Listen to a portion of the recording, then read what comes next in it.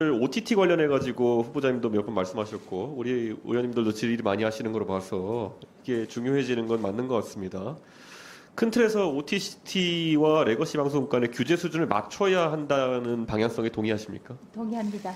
그렇다면 그 방향성은 두 가지가 있을 겁니다. 지금 지상파나 아니면 레거시 미디어에 가해지는 규제를 없애는 방향과 OTT의 규제를 부과하는 방식이 있을 겁니다. 어떤 방향을 선호하십니까? 참 중요한 문제를 제기를 해주셔서 우선 이 위원님께 감사를 드리고요. 아까도 그 이야기가 지적이 나왔지만 OTT 때문에 국내 BOD 매출이 거의 20% 정도 감소를 했습니다. 그리고 최근에는 보면 OTT의 경우도 이전에는 넷플릭스 같은 경우에 광고를 붙이지 않았는데 예. 지금은 광고를 붙이면서 요금은 내리는 인하를 해주는 그런 제도도 만들었습니다. 그래서 말씀하신 대로 국내 그 광고 시장 규모는 상당히 많이 줄어들었는데 오히려 뭐 내용은 큰 틀에서 아까 말했듯이 어디에 맞출 것이냐 규제가 OTT 쪽이 늘어야 되는 겁니까 아니면 레거시가 줄어야 되는 겁니까? 그거 혹시 그 밸런스를 잘 맞춰야 될 것 너무 모호한 같습니다. 답변이 제가 같아서 그런데 어느 쪽으로 이야기를 하든 예. 간에 영향력이 커질 수 있기 구체적으로 때문에 들어가겠습니다. 그러면 네. 들어가서 지금 저는 지상파나 아니면 레거시 미디어에 가해지는 규제가 너무 많다라고 좀 판단합니다. 보니면은 그래서 현재 혹시 후보자께서는 방송 광고 심의에 관한 규정에서 대충 어떤 품목들에 대해서 광고를 규제하고 있는지 알고 계십니까? 예를 들면 뭐 밤 10시 이후에 예. 지상파에서는 맞습니다. 밤 10시 이전에는 할 수 없다든가 그런 류의 그리고 병원 광고나 이런 것들이 허용되지 않습니다. 예, 그러면 지금 그 규정에 보면요, 조제 분유와 조제 우유를 광고할 수 없게 되어 있는데 이건 왜 그런지 아십니까? 이건 이제 출산율 내지는 모유 수유 때문에 그런 걸로 제가 파악을 하고 맞습니다. 있는데요. 모유 수유를 촉진시키기 위한 방안으로 분유와 우유 광고를 지금 하지 못하고 있는데요. 이런 부분은 지금 시대착오적이 아닐까요? 저도 위원님 말씀에 공감을 하고 있습니다만 상당히 또 어려운 부분이 있습니다. 예. 공감하는데 어려운 부분은 뭡니까? 공감을 하지만 제가 개인적으로 공감을 해도 예, 오늘은 정책 질의는요, 네. 소신을 밝히시고 뭐 네. 그대로 하라고 강제하는 게 아닙니다. 다만 예. 평소에 소신을 위원님. 밝혀주시면 감사하겠습니다. 위원님 말씀에 공감합니다. 예. 그리고 지금 보면 알코올 성분 17도 이상의 주류는 시간을 불문하고 원천적으로 금지되어 있습니다. 그래서 17도 이하로 맞추기 위해서 국내 소주의 알코올 도수가 16.5도로 낮춰지는 기현상이 나타나고 있습니다. 그렇다면 이런 조항도 시대착오적 아닙니까? 공감합니다. 예. 저는 사실 그리고 보면은 혼인 매개, 이성교제 소개업은 안 된다 돼 있는데 국내 결혼 중개업도 된다고 돼 있습니다. 국제 결혼 중개업은 안 됩니다. 이것도 시대착오적 아닙니까? 공감합니다. 예, 이런 부분을 좀 철폐하는 데 있어가지고 위원장께서 소신이 있으시다면은 이런 부분 진행해 주셨으면 하는 생각인 것이 저희가 계속 오늘도 나오겠지만은 그 지상파 방송 같은 경우에는 광고 매출의 비중이 지속적으로 줄어들고 있습니다.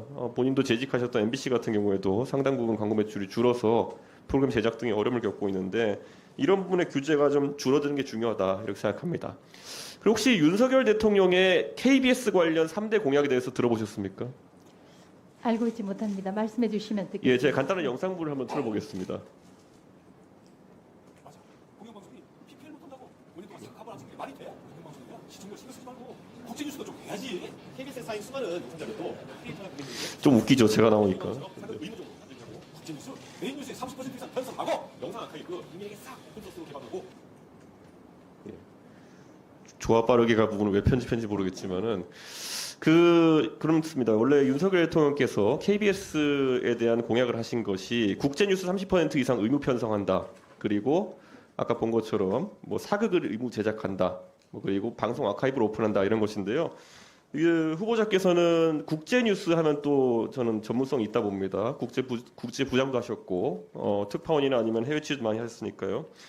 현재 한국 언론 같은 경우에는 특파원 및 통신원 파견 현황을 보면은 해외 언론에 비해 가지고 현저히 적습니다. 그 이유가 무엇이라고 생각하십니까? 결국은 예산 문제 때문이라고 알고 있습니다. 특히 KBS나 MBC나 SBS 같은 규모가 큰 지상파는 그래도 비교적 나은 편이지만 여타 종편이나 이런 언론사 방송사들에서는 예산 지원이 지상파에 비해서 레거시 다 같은 저는 레거시 국제 미디어입니다만, 뉴스를 네. 편성하고 국민들에게 이걸 단순히 해외 통신사를 받아 쓰는 것이 아니라 우리 언론인들이 현장 취재하는 것이 국민의 알 권리 굉장히 중요한 문제이고 국민들 시각을 넓히는데 큰 도움이 된다 보시는데 이것을 어떻게 진행할 수 있을지 혹시 보관이 있으십니까? 경험이 많으시니까. 제가 만약에 네. 방송사 사장으로 있다면 네. 사업 부문에 있어서 글로벌 콘텐츠 판매라든가 글로벌 시장으로 나가서 일단은 예산을 확보해야지만 특파원을 보낼 수 있으니까 그 부분을 가능하면 집중해서 노력을 하겠지만 지금 현재는 방송사들이 의무적으로 30%를 편성한다든가 특히 지금 위원님께서 말씀하신 현장 취재를 위해서 특파원을 늘려야 된다라고 얘기하는 것은 예산 부담이 있기 때문에 참 쉬운 일은 아닐 거라고 저는 생각합니다. 한편에서는 지금 봤을 때 이번에 KBS가 17명의 특파원을 지금 11명으로 6명 감축한다는 내용으로 애초에 발표했습니다. 그럼 사실상 우리 독자적인 국제 취재 기능 자체는 지금 사라져가는 것이 아닌가 이런 판단을 하고 있고 저는 그런 의미에서 KBS의 공적 기능이 굉장히 많습니다. 지금 보면 이거 외에도 재난방송의 기능도 있고 한데 이런 부분에 대해서 연합뉴스에 지원하는 것처럼 그런 국비로 지원할 수 있는 부분에 대해서는 검토하실 생각이 있습니까? 좋은 의견이라고 생각하고 적극적으로 검토해 보겠습니다. 사실 지금 수신료를 징수하는 방식을 바꾸면서 수신료 액수가 줄어들고 있지 않습니까? 그래서 이런 공적 기능을 수행할 수 없는 상태인 것에 대해 가지고 심각한 문제의식을 같이 수납니다. 예, 그래서 이런 부분에 대해 가지고 앞으로 지원도, 그러니까 규제나 아니면은 이사진 선임에만 신경 쓰실 것이 아니라 이러한 지원에도 어느 정도 힘을 보태셨으면 하는 생각입니다. 그렇게 하겠습니다. 네, 수고하셨습니다. 그래서 그 문제점을 계속 지적하시는 것 같은데 맞습니까? 맞습니다. 그럼 우리 윤창현 위원장께 물어보겠습니다. 언론노조의 좌파적 성향을 지적받고 있는데 이에 대해 어떻게 생각하십니까? 동의할 수 없습니다. 그럼 구체적인 사안으로 들어가서 재작년으로 가보면요. 그 윤석열 대통령 벌써 3년 됐군요. 3년 전이군요. 대선 과정 속에서 민주당에서 언론중재법을 통과시키려고 했을 때 그것에 대해서 언론노조에서 굉장히 단합된 형태로 같이 거기에 맞서 싸웠던 것을 기억합니다. 언론중재법에 맞서 싸운다는 것이 민주당의 정책에 맞서 싸우는 것인데 그럼 이진수 후보자께서는 좌파의 균열입니까? 그렇게 보면? 제가 그 주장을 했던 것은 예. 언론노조가 민노총을 상급기관으로 두었기 때문에 그런 말씀을 드렸고 민노총 강령에는 노동자의 정치 세력화를 공공연하게 주장을 하고 있습니다. 밝히고 있습니다. 예, 무슨 말씀하셨습니까? 만약에 예. 언론노조가 민노총으로부터 아무런 영향을 받지 않는다면 왜 상급기관을 민노총으로 두는지 저는 예, 그게 오전에 이해가 하셨던 되지 말씀이었어요. 윤창현 위원장님, 그러면 실제로 민노총에 있어서 그런 지배를 받는 관계이거나 아니면 강령을 따르는 관계 있습니까? 민주노총의 정식 명칭은 전국 민주노동조합 총연맹입니다. 연맹이라 하는 것은 각기의 산별 노조가 각자의 강령을 가지고 연맹의 형태를 취해서 관련한 의사결정을 합의로 만들어낸다는 뜻이 있습니다. 민주노총이 자체적인 강령을 가지고 있고 정치세력화를 명명하고 있습니다. 언론노조 강령에도 정치세력화 강령이 있습니다. 제가 거꾸로 여쭤보겠습니다. 전 국민 중에 2,500만이 노동자입니다. 그러면 소위 이 정치행위를 하는 의회 구성에 있어서 판검사님들, 재벌급 대기업의 임원님들이 의회 구성을 독점해야 합니까? 이 극심한 양극화 속에서 허동이고 있는 노동자를 대변하는 목소리를 키워야겠다는 주장이 노동자의 입장에서는 하등 문제될 것이 없는 것이고요. 정치 세력화라는 게 반드시 특정 정당을 지지하거나 하는 문제를 지목하는 것이 아닙니다. 노동자들의 목소리를 극심한 불균형 속에서 최소한의 균형을 맞추기 위해서 강화시켜 나가는 모든 노력들을 정치 세력화라고 표현하는 것입니다. 그래서 그것이 좌편향이라 하는 주장은 극우적 시각에서는 할 수는 있지만 평범하게 세금 내는 국민으로서 그에 입각해서 헌법에 보장된 노동조합의 권리를 행사하는 입장에서 보면 전혀 받아들일 수 없는 가당치 않은 주장이라고 생각합니다. 예, 위원님 조금 같이 몰아서 답변해 주시죠. 제가 오전 중에 질의를 했을 때 위원장 후보자께서는 언론 노조가 사실상 방송국의 인사권을 침해하기 위해 가지고 어떤 측면에서 임명 동의제를 악용하고 있다는 취지로 말씀하셨습니다. 거기에 대해서 어떻게 생각하십니까, 위원장님? 방송법은 방송법 자체가 특별법입니다. 잘 아시겠지만 방송법상에 보면 대주주라 하더라도 지상파 방송의 경우에 지분 제한 규정이 있습니다. 이건 엄연히 상법의 범위를 초과한 내용입니다. 그러나 방송의 공공성과 언론 자유의 측면에서 자본의 영향력을 제한할 필요가 있기 때문에 다른 법률의 개념을 뛰어넘는 특별법의 형태로 방송법이 규정을 하고 있는 것입니다.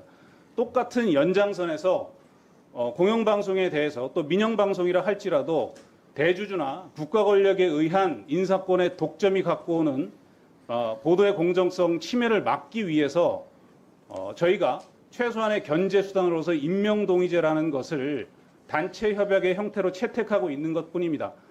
임명동의제를 채택하고 있는 것은 공영방송뿐만 아니라 대한민국 다수의 신문사에서도 편집국장 직선제, 편집국장 임명동의제를 여러 군데 시행하고 있습니다. 그것은 언론사업장의 특수성을 반영한 것일 뿐이지 그것이 인사권을 침해하는 제도는 결코 아니라고 자신 있게 말씀드립니다. 예, 이진숙 후보자님. 그럼 방금 전에 임명동의제 관련된 내용에서 결국 견제의 의미로서 균형의 의미로서 이 제도를 활용한다는 취지로 답변을 전 이해했는데 그렇다면 현재 입법부 같은 경우에도 일부 공직자 임명에 대해 가지고 임명동의제를 하고 있지 않습니까? 가장 대표적인 예가 국무총리일 것입니다. 이런 부분이 그러면 대통령의 인사권을 침해하고 있다고 판단하시나요? 국무총리의 경우에는 다른 사안이라고 생각하고요. 어떻게 다른지 조금만 설명해 주실 수 있을까요? 저는 국무총리의 경우에는 비상시에는 유고시에는 대통령을 대신해야 되기 때문에 충분히 그런 검증을 받아야 된다고 생각하고요. 대신에 장관급들은 이렇게 그 청문 과정을 거치지만 대통령의 인사권이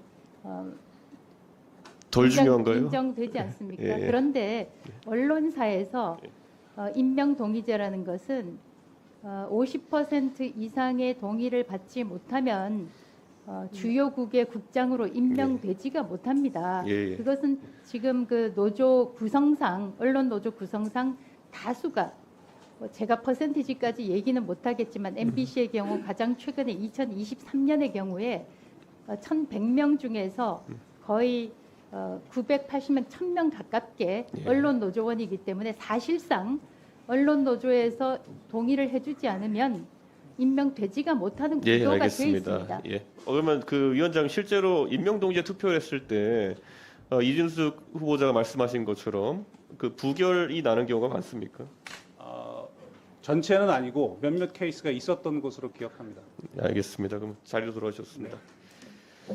예, 그리고 제가 공교롭게도 우리 김장겸 의원님 계신데 김장겸 의원이 관련된 건을 좀 얘기하게 돼서 우선 양해를 좀 구합니다. 그 이준숙 후보자님, 김장겸 전 사장이 해임될 때 그 당시 박문진 이사 중 5명이 7가지 해임 사유를 들었습니다. 그 안에 보면은 공정성, 공익성 훼손 등등등 해서 7가지 이런 사유에 동의하십니까? 동의하지 않습니다. 그럼 이 당시에 이런 판단을 정치적인 판단이라고 생각하십니까? 그렇게 생각합니다. 그러면은 앞으로도 비슷한 일이 어느 정권에서든지 막론하고 일어나지 않아야 한다는 일에 대해 동의하십니까? 그렇게 생각합니다. 예, 그러면은 이호찬 위원장님 앞으로 나와주실 수 있어요?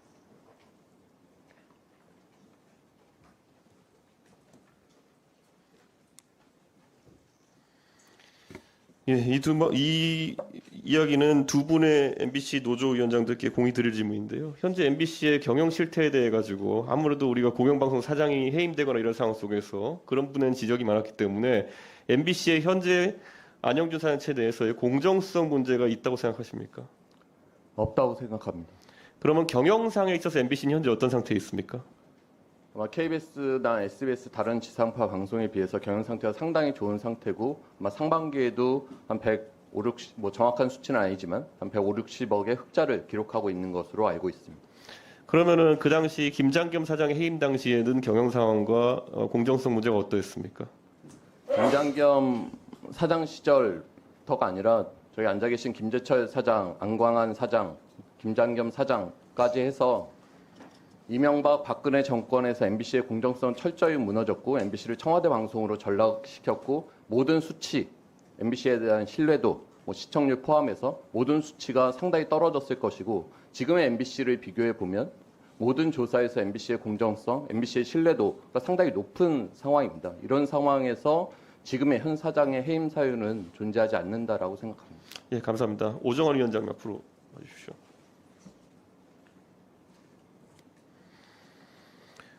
동일한 질문을 드리겠습니다. 현재 안영준 사장 체제에서의 MBC의 경영 상태와 그리고 공정성에 대한 부분에 대한 MBC 노조 입장을 부탁드립니다. 예. 작년 2월에 MBC 사장이 지원했던 3명의 후보자가 그 시민들을 모아놓고 자기 이제 정견을 발표한 적이 있습니다. 그 중에 이 자리에 앉아 계신 박성재 사장을 제외한 나머지 2분이 우리 뉴스에 문제가 있다고 얘기를 했어요. 그 2분 다 언론노조원들이거든요. 현재 MBC 사장인 안영준 후보자조차도 일부 시청자들은 우리 뉴스를 신뢰합니다. 그러나 다른 시청자들은 우리 뉴스를 신뢰하지 않습니다라고 얘기를 했고, 또 다른 후보자는 역시 언론노조원인데요. MBC 뉴스를 민주당 방송이라고 합니다라고 얘기를 했습니다. 그 시간이 부족하기 때문에 읽을 수는 없지만 제가 주요 그 불공정 보도를 리스트한 것만 하더라도 웹페이지가 됩니다. 지난 총선 때 보도뿐만 아니라 뉴스에서 민주당에 유리한 거는 크게 보도를 하고 국민의힘에 유리한 거는 그 홀대를 하는 그런 패턴이 계속 반복이 되거든요. 경영 상태는 어떻게 보십니까? 경영 상태에 대해서는 여기 계신 박성재 사장이 오신 다음에 크게 호전이 됐는데, 문제는 그 흑자가 드라마 제작을 줄여서 만든 거기 때문에 불황형 흑자입니다. 그러니까 그 절반의 성공이라 할까요? 앞으로 큰 과제를 남겼습니다. 후임 경영진이 해결해 나가야 아주 그 굉장히 큰 숙제라고 생각을 합니다. 후임 경영진이라시면 지금 해임을 전제로 말씀하시는 거예요? 포함해서요. 아 예. 뭐 안영준 사장이 영원히 할 건 아니지 않습니까? 예. 알겠습니다. 아, 그래요? 그럼 몇 가지만 얘기를 들어보죠. 네. 자, 지난 1년분만 말씀드리겠습니다. 김만배 인터뷰가 허위로 들어가니까 MBC는 축소 보도를 했습니다. 방심위 위원장 그 민원사제 의혹 때 개인 정보를 유출한 혐의가 있는데 그에 대해서 제대로 보도를 하지 않았고요. 이동관 방통위원장 후보를 재탐 상탕하면서 그 비난 보도를 했거든요. 같은 내용을 계속 반복을 했죠. 새만금 잼버리가 파행이 나니까 당시 정부 책임을 들었습니다. 전라북도는 쏙 빼고요. 그리고 홍범도 장군이 자유시 참변과 무관한 것처럼 보도한 게 MBC고, 올해 초에 신년 여론조사를 하는데 여권에 불리한 항목만 질문으로 집어넣습니다. 그리고 이종석 호주대사가 발령을 받으니까, 임명이 되니까 그게 공수처 수사를 방해하기 위한 것처럼 보도했지만 지금 어떻습니까? 돌아왔지만 수사 진척이 안 되고 있지 않습니까? 예, 충분히 열거하신 거로 이해하고 자리로 돌아오셨습니다. 감사합니다. 예, 이진숙 후보자님, 지금 이렇게 방금 전에 지적하신 것들을 보면은 결국에는 또 공정성이나 이런 것들, 그리고 경영 실적은 좋다고는 하지만 불황형이라고 하면서 이런 것들이 해임 사유가 될 수 있다 보십니까? 현 사장에 대해서? 경영 사유는 가장 중요한 해임 사유 가운데 하나가 될 수 있다고 생각합니다. 그리고 공정성 관련해서는 지금 MBC 흑자 아닌가요? 흑자이지만 오정환 본부장 얘기대로 그것이 비정상적인 흑자인지 흑자의 질을 따져봐야 된다고 생각합니다. 예, 여기까지 하시고요. 예, 이진숙 후보자님, 지난 이틀 동안 질의했던 내용들 제가 사실 정책적인 질의를 최대한 많이 섞어서 얘기했고요. 그리고 또 드문드문 이진숙 후보자가 어떤 언론 지형을 옳다고 생각하고 또 어떤 방법을 통해서 그것을 구현할지 궁금해서 질문드렸는데, 답변을 종합해보면 너무 중요한 과정이 생략돼 있습니다. 그래서 뭐 좌파 언론 노조에 장악되었다라는 인식, 그래서 그것을 어떤 식으로인지 좀 바꿔야겠다는 인식, 그런 것까지는 이해하겠는데 그 방법론이 보이지 않아서, 사실 이랬을 때 인식만 있고 구체적 해법이 보이지 않는 경우에 뭐 역사적으로도 좀 과격한 비유일지 모르겠지만은, 예를 들어 뭐 유태인들이 경제계를 장악하고 있다, 아니면 조선인들이 뭐 문제를 일으켰다, 뭐 이런 아주 간단한 세계관을 가지고 문제를 해결하러 들어가면은 아주 과격한 수단들이 동원되는 경우가 있습니다. 그리고 이게 실제 정권을 넘나들면서 언론에서 갈등이 많았던 이유인 것 같기도 한데요.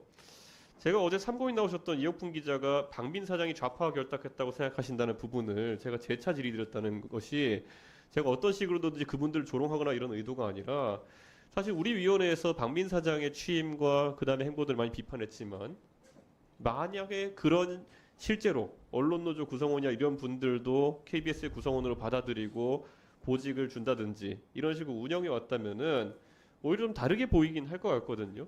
그래서 저는 앞으로 이진숙 후보자도 지금 계속 강조하시는 위협, 리스크라는 거는 한 언론사의 89% 정도의 구성원 정도, 다른 언론사 한 60% 정도 구성원 정도가 특정한 문제가 있다고 판단하시는 노조의 구성원이라 했을 때, 이걸 어떻게 바꾸실지가 아직까지 대안이 없어 보여요. 가가지고 이걸 나중에 일사천리로 어떻게 척결하겠다는 방식이 될지. 왜냐하면 어제 박민 사장이 좌파라는 말 자체가 굉장히 당황스러웠던 거는 이진숙 후보자와 견해를 비슷하게 할 수 있는 또는 비슷한 과정을 겪어오셨던 분들 입장에서는 이진숙 후보자에게 어떤 해결사가 되기를 바라는 그런 마음이 있을 수도 있거든요. 그래서 저는 방통위원장이 만약 되신다면은 그런 열망을 받아서 움직이실 건지 아니면 다른 구체적인 방법이 있으신지 궁금합니다. 제가 왜 어제 구체적으로 답변을 드리지 않았냐 하면 예. 사실 이 의원님께서 네. 제기하신 질문은 굉장히 중요한 사안이라고 생각합니다. 그리고 말씀하신 대로 A 공영방송사에는 노조원이 비계약직, 계약직까지 포함하면 숫자가 약간 달라질 수 있지만 어쨌든 압도적인 인원이 민노총 소속 언론인들 또는 직원들이기 때문에 사실은 금방 해결하기가 쉬운 문제는 아닙니다. 그러나 해결이라는 표현이 그러면은 그 비율을 바꾸시는 데 목적이 있는 겁니까? 아니 그런 뜻이 아니라 예. 제가 왜 구체적으로 말씀을 안 드렸냐면 방송통신위원장이 특정 언론사에 대해서 앞으로 어떻게 하겠다라고 얘기하는 것은 마땅치 않다고 생각합니다. 다만 그렇게 공영 언론사의 사장이 제대로 선임될 수 있도록 그 대주주인 방송문화진흥회 이사를 적임자를 선임하는 것이 저는 더 중요하다고 생각합니다. 왜냐하면 방송통신위원회에서 직접적으로 특정 언론사에 개입하는 것은 저는 부적절하다고 생각합니다. 아마 지금 이 중계를 보시는 국민들도 이사를 제대로 선임한다. 그럼 제대로는 무엇인가? 그럼 맞습니다. 지금의 이사진은 예. 제대로 안 되어 있다고 판단하시는 이유가 무엇인가? 사실 굉장히 곤란한 질문이실 건 알지만은 제 입장에 봤을 때는 그런 모호성이 오히려 나중에 어떤 일이 발생할지 모른다는 인식을 국민들한테 심어주지 않을까 그런 생각입니다. 저희가 지금 군사작전하는 게 아닙니다. 그렇기 때문에 뭐 기도빈익을 지켜가지고 국민들 모르게 이것을 뭐 추진해야 될 이익이 있는 것도 아니거든요. 후보자께서 나는 이걸 하려고 한다. 그리고 이 방법으로 좀 선명하게 설명해 주시면은 후보자가 왜 방통위원장을 하시려고 하는지를 국민들이 잘 알 것 같습니다. 그래서 그 부분은 거기까지 하고요. 그 계속 리스크 관리 계약 관련해 가지고 이제 해명을 하시는데 저는 리스크 관리 계약이 합리적인 계약이 있다고 생각하시는 것 같아 가지고 왜냐하면 시점을 놓고 봤을 때 그 당시에는 회사의 경영 위기였기 때문에 어떻게든 해결하기 위해서 이걸 했어야 된다 판단하시는 것 같은데 그냥 이건 제 생각인데요. 제가 만약에 당 대표하고 있는데 대한민국의 대통령이 인터넷 댓글 여론이 좀 안 좋다고 해가지고 네이버에 댓글 다는 애들 좀 쓰자고 하면은 저는 기겁했을 것 같거든요. 그 부분하고 전혀 다릅니다. 여론을 지금 반전시키려는 시도를 해야 되는 거 아니었습니까? 그런 것은 전혀 아니고요. 저희 아까도 말씀드렸지만 지금 정확한 수치를 제가 기억은 못 하고 있지만 1,500명 가운데 1,000명이 나가고 난 다음에 예. 회사가 뭐 거의 흔들흔들할 지경이었습니다. 그래서 심지어 임원 회의조차도 회사 내에서 하지를 못하고 위협 때문에 하지를 못하고 다른 외부의 장소에서 했던 때가 다반사였습니다. 그런 와중에 저희가 회사도 제대로 들어가지 못하는 와중에 회사 올림픽도 앞두고 있고 그해 대선이 있었는데 어떻게 MBC라는 회사를 제대로 홍보할 수 있겠는가 그런 방법을 저희는 찾았던 것입니다. 그런데 그런 정도의 계약이었다면 공훈이 대표라는 분이 하셨던 주장, 좀 비상식적인 제안들이 있어가지고 계약을 해지하려고 했다. 이건 굉장한 오해를 불러일으킬 수 있는 말이거든요. 그래서 이 부분에 대해 가지고 사실 국민들이 오해하시는 것 같고 제가 이런 것들이 사실 경영의 입장에 봤을 때는 첫째로는 제가 봤을 땐 발상이 좀 이상하고 둘째로 실효적일까 하는 데 대해서 약간 의문이 있습니다. 그럼 그때 그런 계약에 따른 이런 수행이 성공적이었다 판단하십니까? 그래서 양쪽의 조건이 좀 맞지 않아서 네. 중간에 그 계약이 파기가 됐습니다.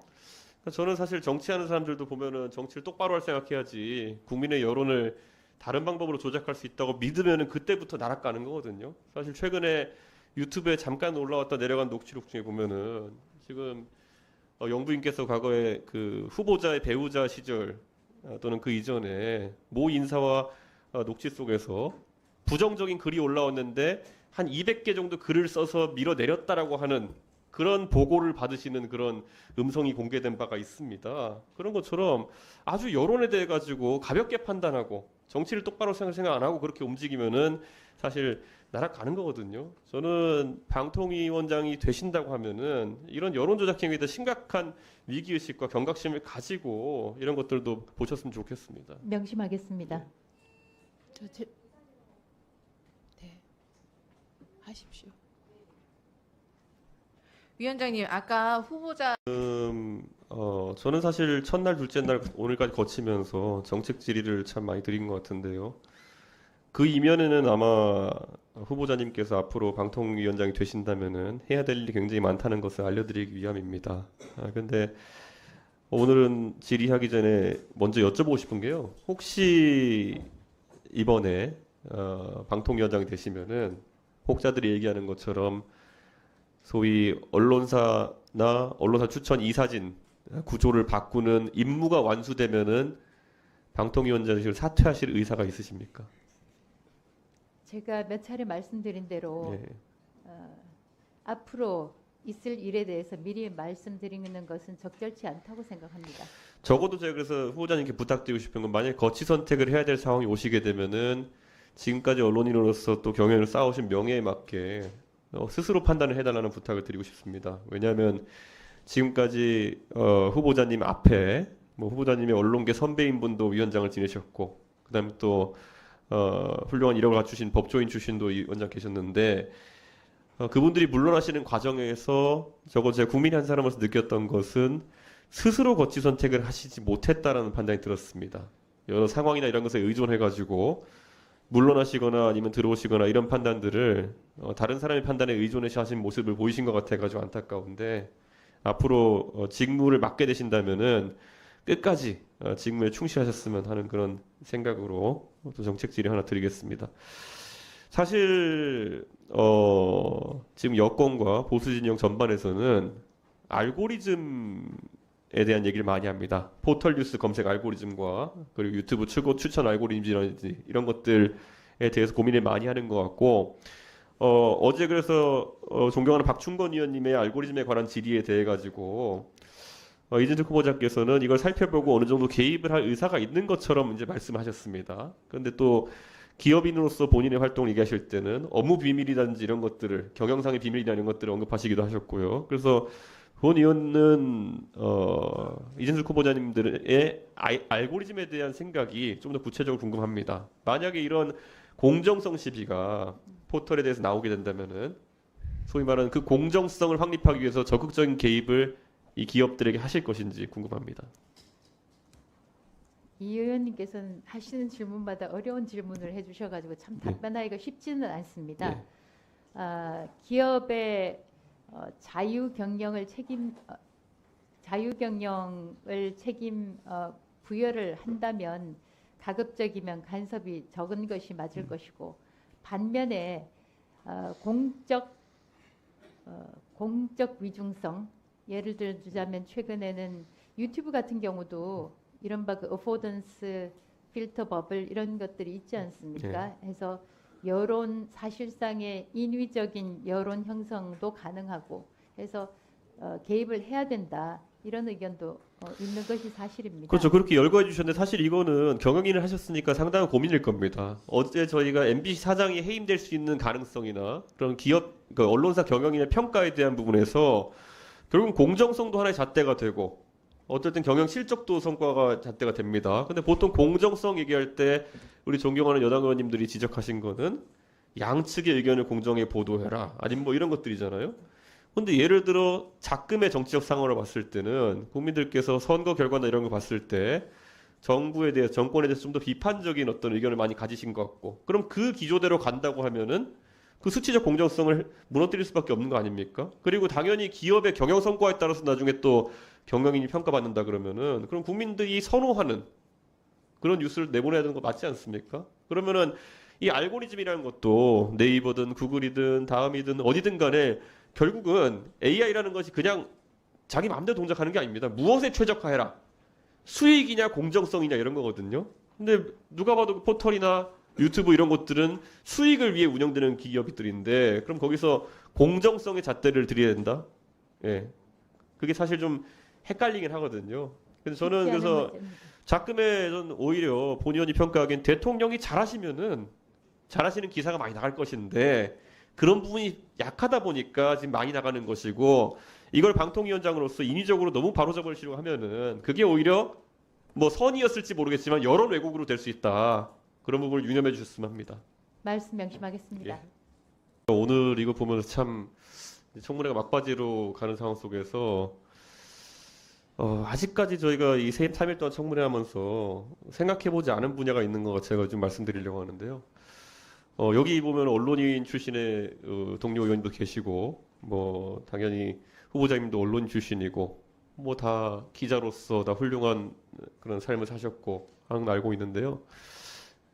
다들 이제 결국 공영방송이라는 그런 특수한 틀 안에서 공정성과 그리고 이런 것들을 논의하고 있는데 가장 큰 우려는 이건 것 같아요. 제가 지금까지 저도 올해 40대 때까지 살아오면서 사람을 가장 가볍게 다루는 두 개의 직역이 어딘가를 봤더니만요. 국회의원이 보좌진 자르는 게 제일 심해요.